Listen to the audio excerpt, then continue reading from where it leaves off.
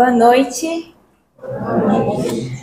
Eu vou ler um textinho de Emmanuel, do livro Rumo Certo, psicografado por Chico Xavier.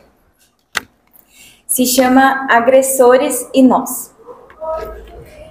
Quase sempre categorizamos aqueles que nos ferem por inimigos intoleráveis. Entretanto, o Divino Mestre que tomamos por guia determina que venhamos a perdoar-lhes 70 vezes 7.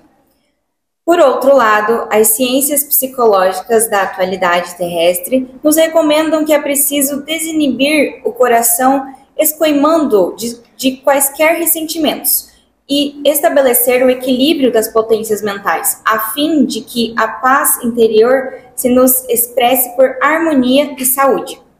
Como, porém, executar semelhante feito? Compreendendo-se que o entendimento não é fruto de meras afirmativas labiais, reconhecemos que o perdão verdadeiro exige operações profundas nas estruturas da consciência. Se a injúria nos visita o cotidiano, pensemos em nossos opositores na condição de filhos de Deus, tanto quanto nós, e situando-nos no lugar deles, analisemos o que estimaríamos receber de melhor das leis divinas, se estivéssemos em análogas circunstâncias. Então, diante de qualquer agressor, não mais diremos no singular, eu te perdoo, e sim reconheceremos a profunda significação das palavras de Jesus na oração dominical, ensinando-nos a pedir a Deus desculpas para as nossas próprias falhas antes de as rogar para os nossos ofensores. E repetiremos com todas as forças do coração: perdoai, Senhor, as nossas dívidas, assim como perdoamos aos nossos devedores. Bom, então, aqui Emmanuel reforça pra gente aquele ensinamento de Jesus, né, que talvez seja um dos mais difíceis, que é o do perdão, né, que seja assim, de perdoar os nossos inimigos, perdoar os outros, perdoar algum familiar, perdoar de certa forma quem nos feriu, né.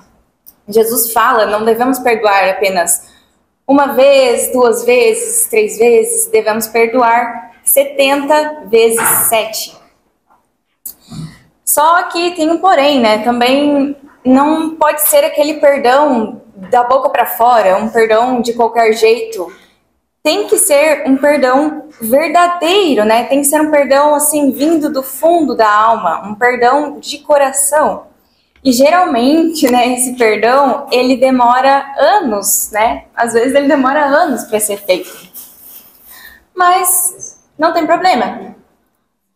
O importante é que seja um sentimento verdadeiro, que seja um perdão, assim, honesto, né? Eu realmente te perdoo pelo que você fez comigo. Tem que ser, o sentimento tem que ser verdadeiro, né? Isso que importa mais.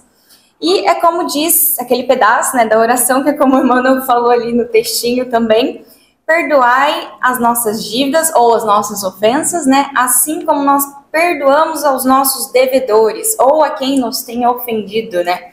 Porque assim como nós esperamos que Deus perdoe os nossos erros, nós também devemos perdoar os erros dos outros, né? Bom, é isso então. Vou fazer uma oraçãozinha aqui para dar seguimento à palestra oficial. Vamos fechar nossos olhos, concentrar o pensamento em Jesus. Amado Mestre Jesus, que o Senhor possa abençoar a todos que estão aqui presentes, abençoe nossos familiares, nossos amigos, que possamos encontrar a paz até mesmo nos dias mais turbulentos. Que Jesus Cristo possa guiar as nossas vidas, guiar os nossos passos, sempre em direção à luz. Pai nosso, que estais no céu, santificado seja o vosso nome. Venha a nós ao vosso reino. Seja feita a vossa vontade, assim na terra como no céu. O pão nosso de cada dia nos dai hoje. Perdoai as nossas ofensas, assim como nós perdoamos a quem nos tem ofendido. e não nos deixeis cair em tentação, mas livrai-nos de todo mal. Amém. Que assim seja. Bom, agora passo a palavra para o Vitor Souza, que vai falar justamente sobre o perdão.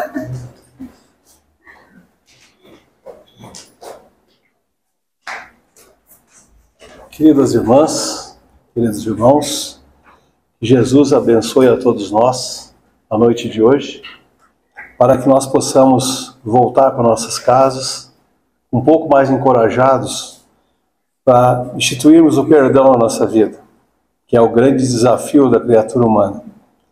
Então, sejam bem-vindos na casa de Francisco, em nome da direção. Agradeço a Keila pelo convite. Muito obrigado. Então, nossa proposta de hoje é uma proposta um pouco, vamos dizer assim, astuta. Perdoar. Será que a gente está preparado para perdoar? Vamos ver. Então, quem fala isso para nós? Humberto de Campos, na psicografia do Chico Xavier, no livro Boa Nova. Então, ele tenta explanar para nós alguns capítulos sobre essas passagens muito interessantes do Mestre Jesus. Nós vamos buscar o perdão aonde? Nós vamos buscar com o Mestre, porque ninguém mais passou por esse planeta que soubesse e entendesse tão bem do perdão como Cristo. Então nós vamos estudar direto com a fonte máxima do perdão. É obviamente que nós não temos a mesma envergadura, nem da unha, pedaço da unha daquela do Cristo que saiu fora. Mas, se nós temos que aprender alguma coisa com alguém, vamos aprender direto com quem sabe mais, que é o Cristo. Então, Humberto de Campos, ele traz também uma concomitância com o livro do Evangelho segundo o Espiritismo, do Kardec, que fala também que misericordiosos são aqueles que realmente aceitam a perdoar. Então, o perdão segundo Cristo. As primeiras peregrinações do Cristo, que são os discípulos, quando o Cristo recebeu o batismo no Jordão, o Cristo recebeu toda a missão dele, que aí sim estava pronto para começar o ministério dele, que durou 3 anos, e ele começou as primeiras pregações nas margens do Mar da Galileia, que era o lago de Tiberíades, um lago de água doce, mas pelo tamanho gigantesco do lago, tinha 13 quilômetros de comprimento e 5 quilômetros de largura. Então era um lago enorme, todo mundo chamava de mar, tinha ondas inclusive. Então o Cristo começou a fazer a pregação dele nas voltas do lago. Tinha uma série de cidades pequenas, vilarejos, e o Cristo começou a fazer a pregação lá. E começou a dar muito certo. Teve muitos doentes já curados nas primeiras pregações, ele falava com o pessoal mais simples, que existia o reino dos céus, e que hoje a gente sofre, amanhã a gente talvez não precisa sofrer mais, porque nós estamos em constante evolução. E o Cristo trouxe uma boa nova muito grande para aquelas pessoas.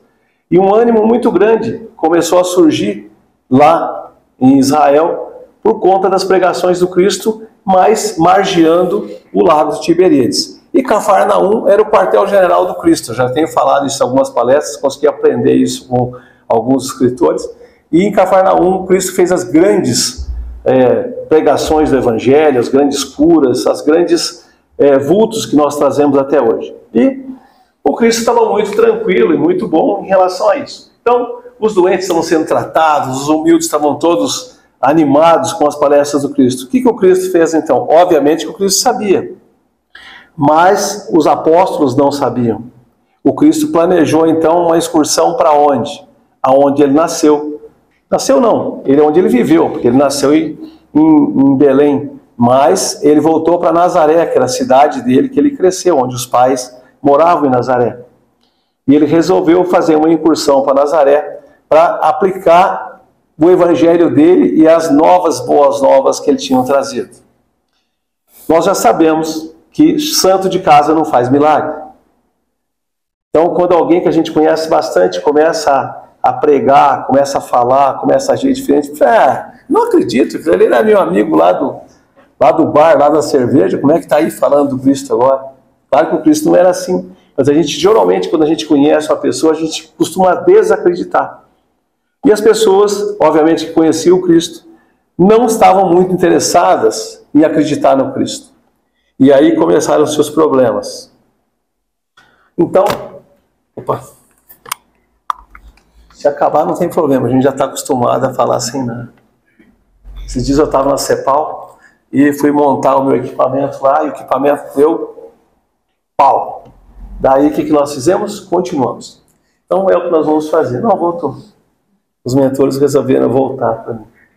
Então, deixa eu ver se está certo aqui. Ok. Então, hoje deu certo. Aquele dia não deu, eu tive que continuar. Então, assim, o que o Cristo, na verdade, pensou com esse projeto dele dentro do ministério? Ele queria que os discípulos começassem a experimentar o gosto amargo da ingratidão, que muitas vezes nós não queremos experimentar esse fruto amargo da ingratidão. A gente entra no ministério da caridade, trabalhando com nossos irmãos mais desafortunados, e a gente quer, por algum motivo, ser agraciado pelas nossas boas obras. Quando a gente está de cara com uma desilusão ou vamos dizer assim, uma ingratidão, geralmente a gente começa a botar à prova se realmente devemos continuar o nosso ministério ou abandonar. Então acho que o Cristo queria dar essa missão para os seus amigos. Então, o que o Cristo dizia lá no Evangelho, o que o Kardec falou no Evangelho, na verdade, o apóstolo Paulo, ele escreve no Evangelho segundo o Espiritismo, essa é a visão do Paulo apóstolo, não é a visão do Cristo. Perdoar o nosso inimigo é pedir perdão a si mesmo. Então, quando nós perdoamos o nosso inimigo, nós perdoamos a nós mesmos. Ah, mas espera aí, a pessoa me magoa e eu perdoo ele, estou me perdoando a mim? Sim. Porque se você deseja o mal para alguém que te fez o mal, que você fica magoado, quem que passa mal com a situação? Quem não perdoou. O que não foi perdoado, muitas vezes não está nem aí. Aquele velho ditado, quem bate, esquece, quem apanha, não. E é justamente isso. Então eu passo a minha vida inteira me ardendo em mágoas, achando que vou prejudicar o meu desafeto. E o meu desafeto não está nem aí comigo, até esqueceu que eu existo. Mas eu estou sofrendo achando que o meu desafeto vai ser magoado por aquilo. Eu já falei uma vez numa nossa locução sobre o câncer, que umas grandes gênesis do câncer são as mágoas que nós não conseguimos desafogar. E ela acaba desorganizando o nosso sistema eletrônico celular. E a gente acaba por adquirir um câncer. Então, é uma ótima oportunidade para a gente perdoar. Então, perdoar o amigo é dar uma prova de amizade. Perdoar as ofensas é mostrar que se tornou melhor que era antes. Então, a gente tem um amigo, o amigo comete um mal com a gente, pede um dinheiro emprestado, fala mal da gente, fala, não, isso aí acabou para mim. Era meu amigo, agora não é mais. Quero nem saber desse amigo mais. Que amigo é esse? Que eu fiz um favor e me deu essa traição, essa facada nas minhas costas? Quero nem saber desse indivíduo mais. Mas se eu resolver perdoar esse indivíduo, que não merece o perdão, segundo a nossa avaliação, eu me tornei uma pessoa melhor. Por quê? O perdão e a bondade é de quem dá, não é de quem recebe. Quem recebe vai ter que se arder com o seu problema. Agora, quem ofertou o perdão, que é o misericordioso. Lembra o título do Evangelho? Bem-aventurados os misericordiosos? Então, perdoar os meus amigos, a fim que Deus me perdoe. Se fordes duros, exigentes, inflexíveis, rigorosos, mesmo com uma pequena ofensa, como quereis a justiça que alcance a cada um de nós? Então, eu sou duro com aquelas pessoas que me causam mal. Então, não perdoo, sou violento, quero ressarcimento.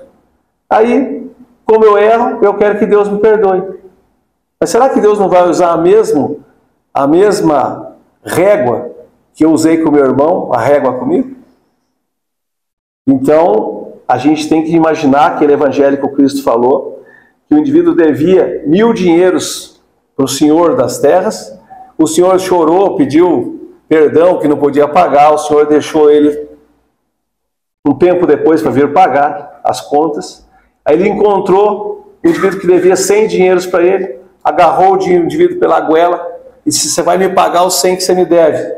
Então, mas eu não posso e tal, vende a tua mulher, vende teus filhos e dá tuas coisas para mim que você vai me pagar o que você me deve. Quando contaram isso para o dono da fazenda, para o administrador, ele ficou muito chateado e mandou prender o indivíduo que tinha feito a cobrança para aquele mais pobre, até que ele pagasse todos os 1000 dinheiros que ele devia. Então essa é uma alusão de um outro evangelho do Cristo, que versa justamente por isso. Então se eu for duro com alguém que cometeu alguma coisa comigo, provavelmente a justiça divina fará isso conosco. Não é Deus. Deus nos perdoa sempre. Mas as faltas cometidas têm que ser o quê? Ressarcidas. Então, Jesus era visto para aquele povo naquela época, naquela região da Galileia, um indivíduo que era um perigoso revolucionário. Um indivíduo meio louco. Alguns achavam que o amor do profeta que vinha quebrar antigos preceitos da lei judaica. Então o Cristo tinha vindo para estragar o que Moisés falou. Isso já era um motivo para os hebreus, os judeus, ficarem muito chateados com Cristo, porque até ali Moisés era a lei. Moisés era tudo que existia. Mas o Cristo não veio quebrar o que Moisés falou. O Cristo veio botar um pouco de amor da lei mosaica, que era a lei do olho por olho, dente por dente. Então, os senhores de terra ficavam extremamente preocupados. Por quê? Porque ele falava para os escravos, para as pessoas simples, que existia um reino dos céus onde todo mundo ia ser feliz. E as pessoas que eram totalmente submissas começaram a acreditar que elas eram importantes. Então os donos das terras, das fazendas ou que tinham as posses começaram a ficar descontentes com essa conversa do Cristo. Os mais egoístas pretendiam ver o profeta generoso como o quê? Um conspirador, um farsante, um picareta que a gente chama hoje. E desejava que levantasse iras contra a dominação do Herodes. O Herodes era o rei, então, de Israel naquela época. Então presumia que a figura do feiticeiro incomum que devia ser evitado. Então, os milagres que o Cristo fazia, eles achavam que ele era mais que um feiticeiro do que propriamente um missionário. Então essa era a visão que as pessoas que criticavam o Cristo tinham do Cristo. Então, vamos lá para a primeira viagem que o mestre fez para Nazaré, aquela que eu narrei no começo da nossa fala. Então o Cristo foi para Nazaré, fez a excursão e teve muitas dificuldades. Por quê? Porque lá chegando nas intermediações de Nazaré, as pessoas que conheciam começaram a fazer o quê? Hoje fala assim, hoje existe fake news. Há 2000 anos existiam as fake news. Inventaram um monte de boato do Cristo, inventaram um monte de coisas erradas dele, que quando ele chegasse, a hostilidade já estava feita contra o Cristo. Então, inventaram um monte de coisa que não era possível. Então, Jesus sentiu de perto que se criara uma grande orla de inimigos da própria missão dele. E, no entanto, o Cristo já sabia que isso ia acontecer, porque, obviamente, ele era o Cristo. Mas ele queria provar. Porque o que adianta nós dizermos que o perdão é importante se eu não provo aquilo que eu estou falando? Muito mais que as palavras são os atos. Então o Cristo queria colocar isso à prova. Então o Cristo entendia que isso ia acontecer, mas os discípulos não. Então, acostumados já com receber elogios, com receber já algumas coisas em relação à missão do Mestre, os discípulos aí começaram. Vamos dizer assim, me identifico bastante com os discípulos. Não depois que se tornaram os santos, depois dos Pentecostes, mas até antes do Pentecoste eu fico bem parecido com esses caras aí. Por quê? Tudo que eles faziam é um pouco do que eu faço, um pouco do que eu acho. Não sei vocês, mas eu também sou bastante incrédulo em algumas coisas e bastante reativo em outras. Então, o Simão, o Pedro e o Filipe chegaram a questionar seriamente alguns senhores que falavam mal das palavras do Cristo. Começaram a entrar em briga a defender o Cristo. Gargalhadas irônicas, indivíduos que faziam maus preceitos do Cristo, foram arrebentar as ideias dos nossos discípulos. Também foram discussões enormes em relação aos discípulos do Cristo. Então colocaram o Cristo no balaio dos ruins e inclusive os discípulos. O que os discípulos fizeram? Então, o Pedro e o André advogavam o mestre com expressões incisivas e sinceras. Começaram a brigar, como se estivesse na casa espírita e começasse a defender o espiritismo, ou defender o Chico, ou defender o Divaldo, ou fazer pregações inflamadas contra nossos irmãos de outras religiões por conta da nossa ideia de religião. O Tiago se aborreceu com a análise dos companheiros. Ficaram todos aborrecidos. O Levi protestava e desejava fazer debate público na rua para ver quem tinha razão naquelas discussões. Então, os discípulos entraram em pânico com aquela situação toda. Jesus, visto aquilo, um brigava aqui, outro brigava ali, outro discutia aqui, e as pessoas repudiando o Cristo com a sua missão, o Cristo vendo tudo aquilo, que o Cristo fez? O Cristo viu os acontecimentos e calmamente pediu uma retirada com um sorriso. Quantas vezes a gente está sendo perseguido ou maltratado ou enxovalhado, a gente sai quieto, sorrindo, achando que não vale a pena brigar? Quantas vezes? No trânsito a pessoa passa a dar uma fechada, o outro já pega e se indigna. Ontem eu estava voltando do trabalho, passou um motoqueiro e deu um tapa no retrovisor do meu carro. Eu falei, coitado, está sofrendo muito. Uma pessoa parou do meu lado, abriu o vidro e falou, se fosse eu, tinha dado um tiro nele. Eu falei, mas só por causa do retrovisor? Entendeu? Então, quantos de nós estamos interessados a não revidarmos duramente com as agressões quando fazem conosco? Então, não obstante a determinação do regresso a Cafarnaum, os apóstolos ficaram muito enciumados, muito irritados e muito magoados com a situação do Cristo. O que eles fizeram então? Na hora não falaram nada, ficaram quietos, esperaram uns dias a poeira baixar e foram tirar explicações com o Cristo. Então, mestre, chamaram a voz de Satanás, diz o Pedro com uma ingênua coisa. Então, por que eu briguei por causa do Senhor? Chamaram o Senhor de Satanás, eu não aceito isso.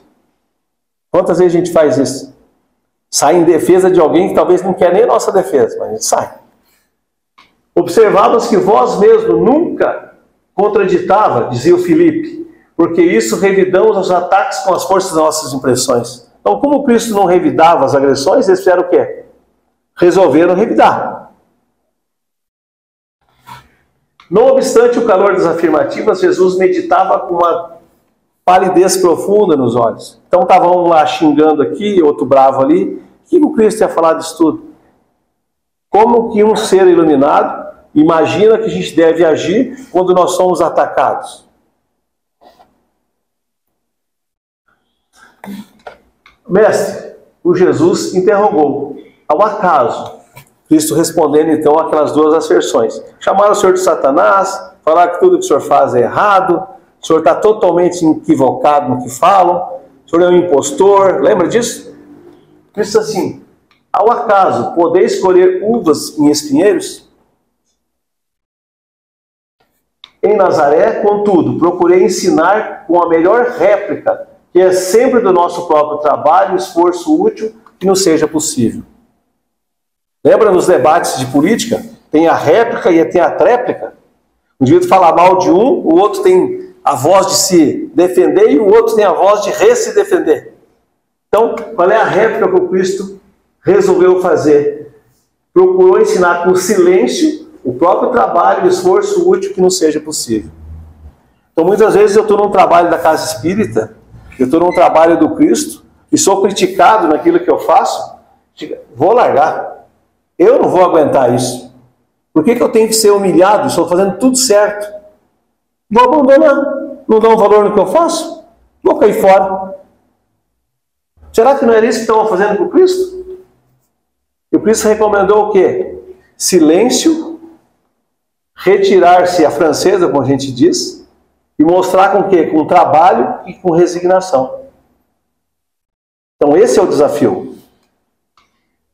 Serviriam longas discussões. De que serviriam longas discussões públicas, insadas em doesto, zombarias? Ao término terias apenas menores probabilidades do triunfo, do amor, mas a separatividade. Então Cristo falou, o que me adianta ficar discutindo lá com meus irmãos de Nazaré? Ao fim e ao cabo da discussão, quem que ganhou o quê? Como dizia o Machado de Assis, no Quincas Borba, ao vencedor as batatas. quem ganhou o quê? Quantas discussões a gente faz e não ganha nada com a discussão? A gente ganha só o inimigo. Ah, mas eu venci. Venceu o quê? Ah, aquele que não é da minha área política, eu acabo com a raça dele. Perco minha amizade, mas não perco a discussão. Não é isso? Vai ganhar um inimigo de graça. Só podemos dizer aquilo que o coração pode testemunhar mediante atos sinceros, o Cristo disse. Porque de outra forma as afirmações são simples ruídos sonoros de uma caixa vazia. Então, quando que eu testemunho alguma coisa? Quando eu realmente faço. Se eu não faço aquilo, não adianta falar. Eu falo lá para os meus filhos, vocês têm que respeitar os outros. As crianças estão no carro comigo, eu começo a xingar quem passa do outro lado. Eu chego em casa falando mal de todo mundo. Mas espera aí, meu pai falou que não é para falar mal de ninguém, mas está xingando todo mundo? Está tratando todo mundo com uma violência incrível? Então ele está falando para mim fazer uma coisa, mas ele faz outra? Então é isso que o Cristo dizia. Só se ensina aquilo que está no coração. Senão é o quê? É um barulho retumbante. Então, aquela velha frase, faça o que eu mando, mas não faça o que eu faço. Você chega num médico, um indivíduo cardiologista, lá, você vê que não está fazendo muito exercício, eu também não estou, mas o cardiologista tem que fazer. E o indivíduo está lá fumando, e diz assim, senhor, fuma, senhora? Fumo, vai morrer por causa do cigarro. O que o paciente sai desse consultório falando o quê? Qual é do doutor? Ele estava fumando, está me mandando eu parar de fumar? Que história é essa? Então, todas as vezes que nós pretendemos ensinar alguma coisa para alguém, eu tenho que ensinar com o quê? Com exemplo e com resignação. Não adianta palavras. Palavras ajudam, mas os exemplos arrastam. Então o mestre, Filipe falou, mestre, atalhou Filipe com água, que a maioria de quantos compareceram às rogações de Nazaré falavam mal de vós. Ué, como é que estavam falando mal de vós? Não ia falar nada, Jesus? Que história é essa? Jesus, assim, diz com energia e serenidade, o Cristo. Não seria vaidade exigirmos que toda a gente tenha a nossa personalidade no elevado conceito? A gente não faz isso? A gente quer que todo mundo nos adore e nos admire. Não é assim? Ah, mas quando um fala que não admira e não adora a gente vai para cima dele. Não, mas falou que não gosta de mim. Mas se 100 gostam, 99 gostam, um fala que não gosta, vai em cima daquele coitado que falou que não gosta. Por quê? A gente quer ser aceito por todo mundo. Nas ilusões das criaturas da Terra, que somos nós, inventaram para a sua própria vida, como sempre constitui um bom estado de conduta que todos falem bem de nós. Então, se todo mundo falar bem de nós, nós estamos no caminho certo. É isso? Errado.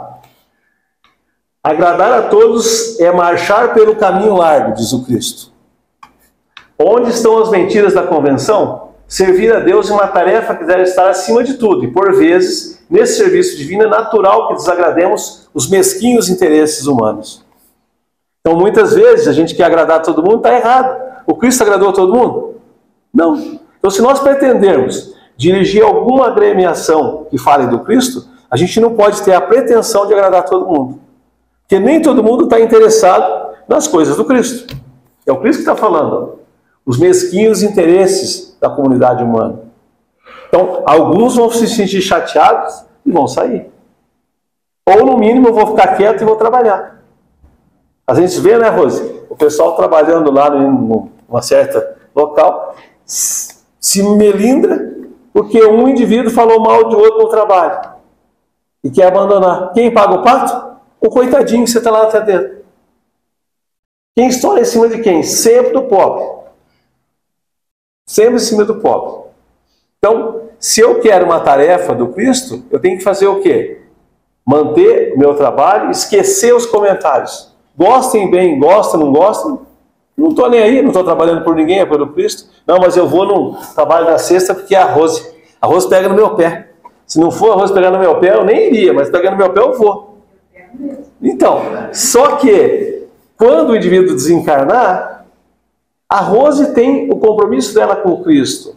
E o trabalhador da casa espírita, da Igreja Católica, da comunidade evangélica, tem o seu compromisso. Ah, mas o pastor falhou, então eu não volto lá mais. Aquele padre não sei o quê, então eu abandono a igreja. Ah, é? O padre ou o pastor não é um sofredor como nós?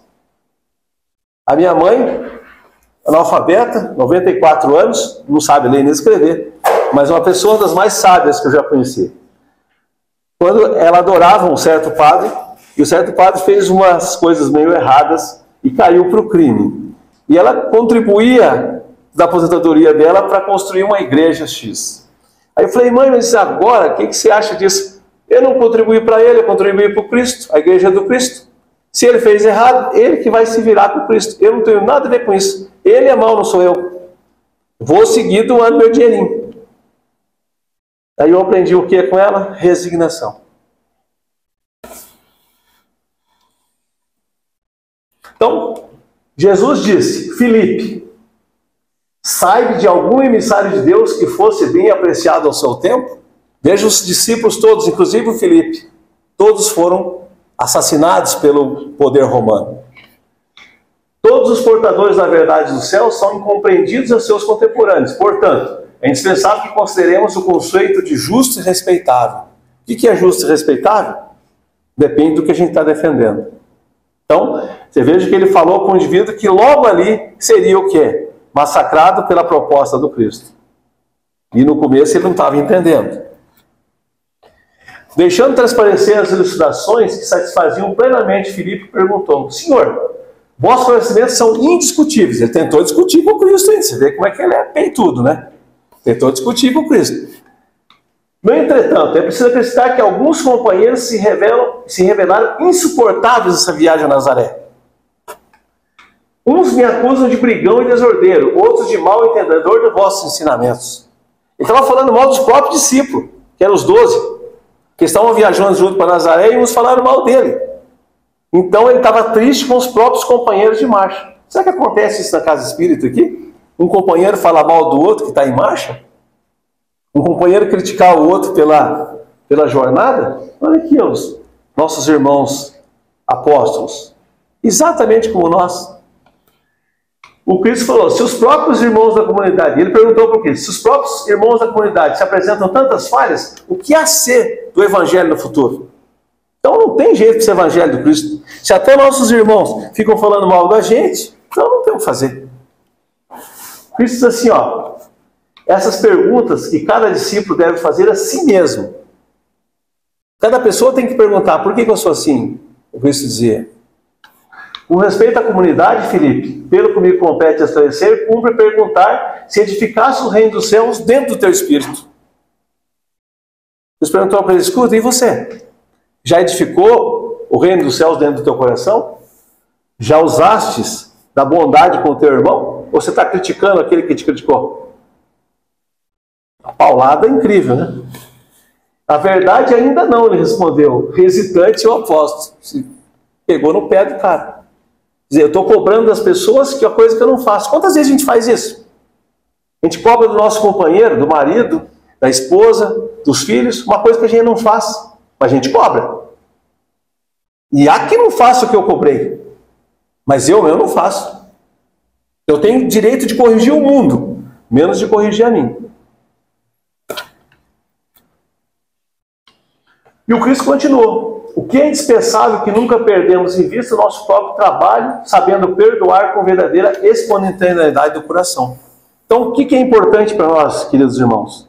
É nós trabalharmos duramente nas nossas missões, cada um na sua. Não tem uma missão mais importante do que a outra. Todos nós estamos no planeta terrestre como irmãos. Deveremos evoluir como irmãos. Hoje eu tenho uma missão numa função e vocês, cada um de vocês, em outra missão. Mas o valor nosso é exatamente igual. Quando a gente passa para o mundo espiritual, acabou qualquer título, qualquer comenda, qualquer valor financeiro. As pessoas são exatamente aqueles que produziram aqui. Então não adianta eu chegar no mundo espiritual e dizer, olha, eu era o cara mais rico do planeta terrestre. Sim, mas e cadê teu dinheiro? Você não trouxe junto? Um cheque? Um pix? Não trouxe. O que você fez para os irmãos mais pobres?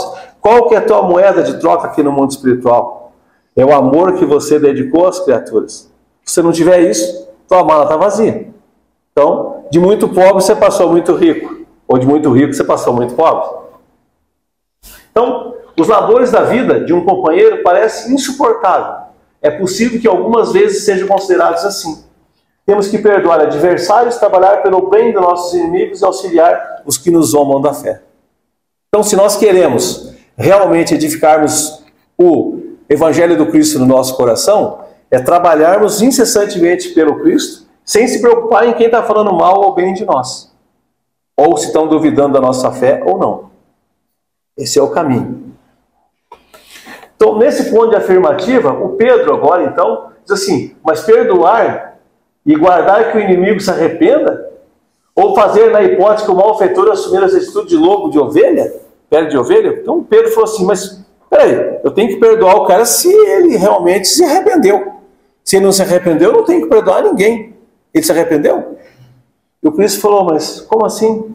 O teu perdão está condicionado àquele arrependimento do agressor? Se o agressor não se arrepender nunca, você não vai perdoar nunca? Isso vai acabar quando? O perdão é daquele que dá, não é aquele que recebe. Aquele que recebe foi agraciado, porém, a falta vai ter que ser ressarcida. Então não adianta, mas se eu perdoar ele, quer dizer que ele não vai sofrer nada, então me judiou, me maltratou, e agora vai sair na boa? E só eu que me ralei? Quem que consegue driblar a justiça universal? Quem? Ninguém. Então, se o nosso irmão se arrepende e procura o nosso auxílio fraterno, amparemos-nos com nossas energias, possamos depender, sem nenhuma circunstância que nos cogite estar arrependido ou não. Isso não interessa. Mas deixemos um pouco da questão teórica para lá. Vamos para a questão prática agora. Nós fomos lá buscar no Obreiros da Vida Eterna, do André Luiz e Chico Xavier, uma historinha de perdão. Lá no Lar de Fabiano de Cristo, é uma comunidade implantada dentro do umbral. Umbral pesado. Então, indivíduos que estão assim, naquela questão mitológica do inferno de Dante, é um indivíduo que está no inferno. Então, essa comunidade Fabiano de Cristo é uma unidade móvel que caminha nessas comunidades do inferno. Então, eles vão caminhando lá e os indivíduos que apresentam arrependimento realmente profundo é resgatado e reintegrado depois aqui no planeta terrestre, com encarnações muitas vezes compulsórias, mas aqui. Então, a Zenóbia era a coordenadora do Lar de Fabiano de Cristo. E esse indivíduo, Domênico, era um padre, um clérigo, que ele estava há mais de 40 anos nas zonas infernais, sofrendo muito. E a Zenóbia trabalhava por todo mundo e chegou uma época que ela conseguiu a benesse de buscar esse indivíduo. Ela tinha um apreço importante por esse indivíduo. E esse indivíduo se tornou lá um grande, que a gente pudesse chamar de demônio, diabo, sei lá o quê, se isso existe. Então, nós todos podemos nos tornar um indivíduo desse. E ele se tornou um indivíduo desse. Ninguém conseguia chegar nele. A mãe dele estava há 40 anos orando por ele e não chegava esse indivíduo. E chegou uma feita que a Zenóbia conseguiu uma entrada de algum pensamento dele e foram resgatá-lo. Conseguiram fazer que uma pessoa que era um clarividente entrasse no cérebro dele, na cabeça dele, e traduzisse tudo aquilo que ele tinha feito. Então ele tinha desencarnado por conta de que ele era padre, e ele achou muito interessante a mulher do indivíduo. O rapaz viajou, ele foi para a casa do rapaz, enganou a mulher, ficou com ela. Só que o carinha voltou e viu. Daí ele voltou e viu, só que ele foi frio, foi lá e comprou uma garrafa de vinho muito cara, botou um veneno e foi na casa do padre tomar o veneno com o padre, o vinho com o padre, porque o padre era muito amigo dele. Então ele se fez de amigo para pegar a mulher do outro. Chegou lá, tomou o vinho, ele tomou o veneno e obviamente desencarnou. Só que ele, na cabeça dele, ele achou que ele fez uma confissão final e estava resolvido. Quando ele chegou no mundo espiritual, não estava nada resolvido. Tudo que ele tinha feito estava pesando sobre ele. E daí ela começou a descortinar tudo o que ele tinha feito. Então ele tinha feito uma certa época, tinha um padre mais velhinho que estava numa paróquia, ele queria essa paróquia para ele, foi lá e propôs de comprar a paróquia, o padre velhinho disse, não, eu trabalho para o Cristo, não vou vender. Ele mexeu com os pauzinhos, transferiu o cara para umas montanhas, chegou lá e ele morreu. Virou um perseguidor contumaz em cima dele. E ele viu, mas o cara contumaz atrás dele. Ele tinha tido várias mulheres, aí uma mulher chegou com um menino esquálito, de uns 10 anos de idade, pedindo para ele redenção, porque estava com pneumonia. Ele disse, não tem nada. Fez o ajudante dele jogar os cachorros em cima da mulher, e a mulher foi morta e o menino acabou morrendo de fome. E ele foi, assim, inúmeros crimes que ele cometeu. E depois, ele começou a ouvir tudo que ele tinha feito, então começou a se perdoar, porque até então ele não se perdoava, porque ele jogava a culpa que a igreja tinha enganado ele. Não era ele que tinha feito tudo errado. Ele tinha um céu garantido e o céu não foi dado. Quantas vezes a gente não se perdoa de erros que nós fizemos? Então, essa nossa fala também que nós nos perdoemos. Então, ele estava muito interessado em botar a culpa na igreja, mas não nele. Quando foi descortinado todo esse problema nele, e ele viu o mal que ele tinha provocado na terra, ele caiu em si. Ele disse, mas se eu não tivesse sido padre, se eu tivesse casado com a Zenóbia, quando eu era jovem, eu teria sido um homem diferente, porque ela era o meu amor da minha vida. Essa Zenóbia, que era diretora da Fabiana de Cristo, foi obrigada pelos pais a casar com um viúvo que tinha 3 filhos. Ela cuidou desse homem com as crianças com um zelo e esmero, amando esse Domênico, só que ela nunca se queixou. E daí ele pegou e começou a reclamar dela. Daí a mãezinha dele que estava junto nessa operação disse assim, cala-te, porque essa moça é abnegação.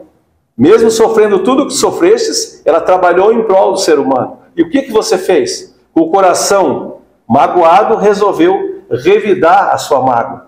E arrebentou muitos corações durante a terra, durante a tua existência. Portanto, quem que é o errado aqui? Obviamente, ele foi resgatado e foi colocado numa reencarnação compulsória.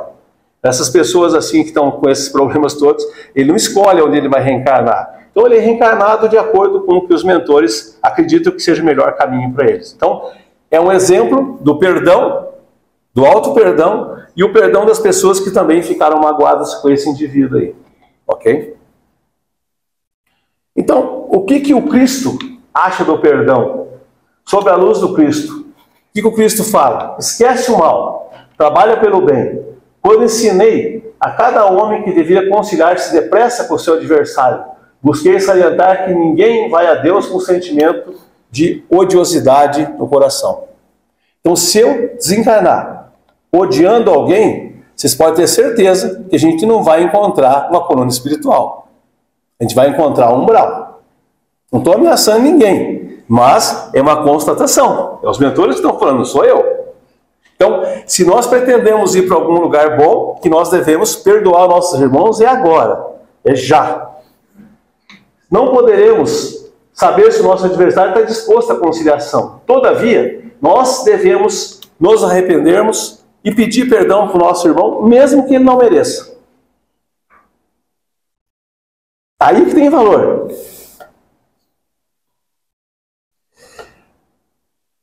A minha antecessora que fez a abertura, ela disse no Evangelho do Cristo que quantas vezes eu tenho que perdoar? O Pedro, ouvindo tudo isso, lá em Cafarnaum, Simão Pedro perguntou para o Cristo, mas mestre, quantas vezes eu tenho que perdoar o meu agressor? 7 vezes? O Cristo falou, não. É 70 vezes 7 cada agressão. Então o que significa 70 vezes 7? Quer dizer um número infinito. Mas quer dizer que eu tenho que ficar ouvindo desaforo e perdoando a vida inteira? Talvez. Você tem que fazer o quê? Colocar o teu coração no Cristo. Se chega a hora de um verdugo, um tirano doméstico, parar de agredir, vai chegar o momento certo. Não estou falando para ninguém ficar agredido e aceitando, não. Você precisa conviver com o mal do teu lado. Mas se você sair fora do mal e ficar odiando o mal, a distância física não interessa. Então, o Cristo diz o seguinte, que sempre ele aproveitou dos mais pequenos problemas do ser humano para ensinarmos nós as lições do amor. Então, mesmo que o Cristo foi acusado de feiticeiro, servo de Satanás, tudo quanto é coisa ruim, ele fez o quê? Ele simplesmente trabalhou por cada um de nós. Então ele nunca levou a sério o que nós falamos para o Cristo. Talvez algum de nós aqui seja um dos 500 da Galileia. Nós votamos para libertar o Barrabás. Mas o Cristo não fica ressentido. O Cristo nos dá outra oportunidade. Talvez de falarmos até no nome dele num púlpito. Talvez de ouvir o Cristo sentado numa cadeira. Um dia inesquecível do Calvário, em frente dos seus perseguidores e verdugos, aquela célebre frase do Cristo, a última que ele falou lá no Gólgota: Pai, perdoa-os, eles não sabem o que fazem. Então ele mostrou com exemplo, mesmo no momento mais terrível da encarnação do Cristo, que estava sendo duramente castigado, com todas as requintes de crueldade, ele lembrou de pedir para o Pai que tivesse misericórdia de nós, malucos da cabeça. E para nós encerrarmos, amados irmãos, vamos pensar no perdão sob a luz do Francisco de Assis. Francisco de Assis fez a célebre viagem dele de Assis, reformando a Igreja do Cristo, quando a Igreja do Cristo estava completamente deteriorada. Recebeu o convite do Cristo: reforma a minha igreja.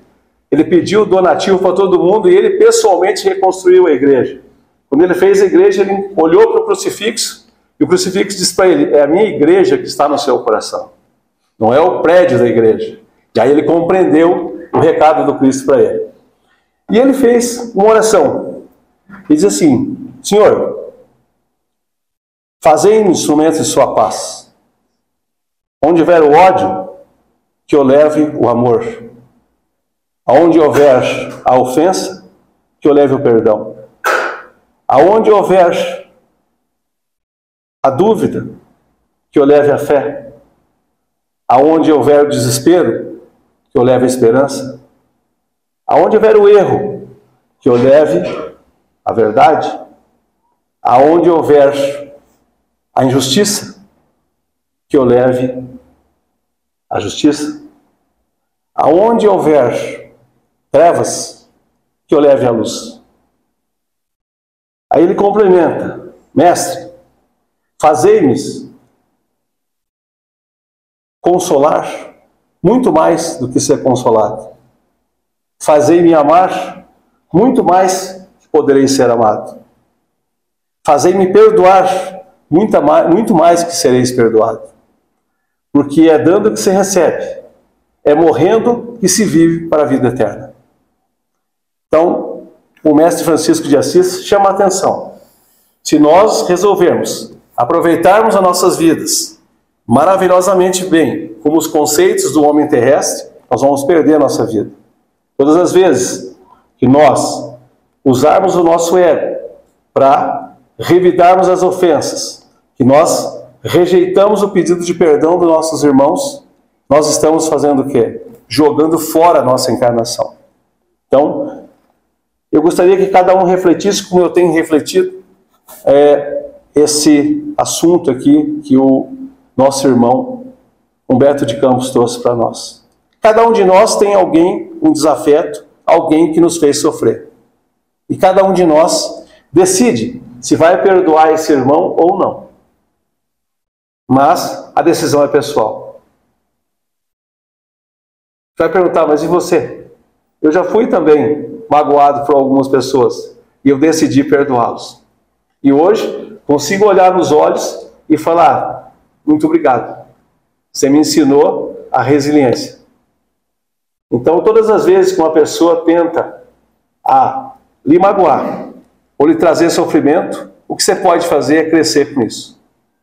Então, ficamos agradecidos ao Mestre Francisco por essa oportunidade, né, Rose? Por estarmos juntos aqui na casa de Deus. Então, faremos agora uma oração para encerrarmos, então.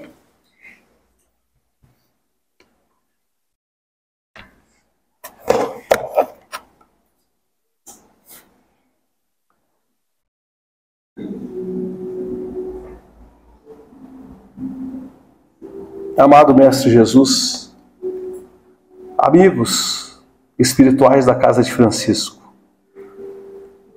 Mestre Francisco, sabemos que o Senhor está conectado conosco, como seus trabalhadores humildes, na missão que colocastes em nossas mãos, para que pudéssemos, de alguma forma, aliviar os sofrimentos daqueles que batem a casa de Deus, dilacerados, sofridos, magoados, pensando em suicídio, pensando muitas vezes de exterminar a existência terrestre. A casa de Francisco se ergue como um grande bastião nesse mundo de sofrimentos. É colocada onde os irmãos mais necessitam da palavra do Pai.